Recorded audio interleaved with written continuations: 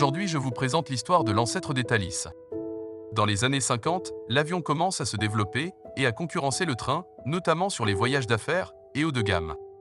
Afin de lui faire face, les différentes compagnies ferroviaires d'Europe s'associent pour mettre en service différentes relations internationales.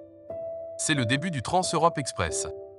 Les Trans-Europe Express, abrégé TE, sont des trains rapides, exclusivement de première classe, et comportant une voiture-restaurant où la nourriture servie était digne des grands établissements. Ils sont mis en service en 1957, par une coentreprise des chemins de fer français, néerlandais, ouest-allemands, belges, luxembourgeois, suisses et italiens.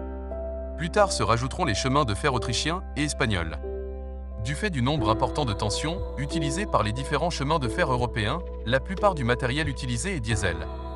Les premiers matériels mis en service sont les RGP1 français, les ALN 442 à 448 italiens, les VT 11.5 allemands et les RAM TE1 suisses, qui sont également utilisés par les chemins de fer autrichiens. En 1961, des automotrices sont mises en service, les RAM TE2.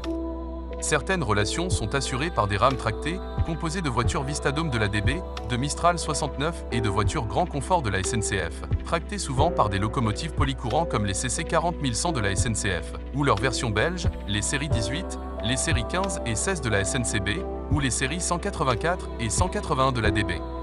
Le TE atteint son apogée au début des années 70, avec la desserte de près de 200 villes.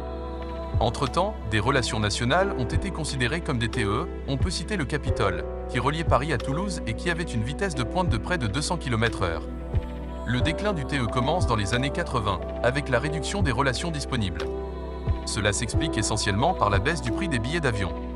La plupart des trains supprimés seront remplacés par des Intercity et des Eurocity et ouverts à la seconde classe.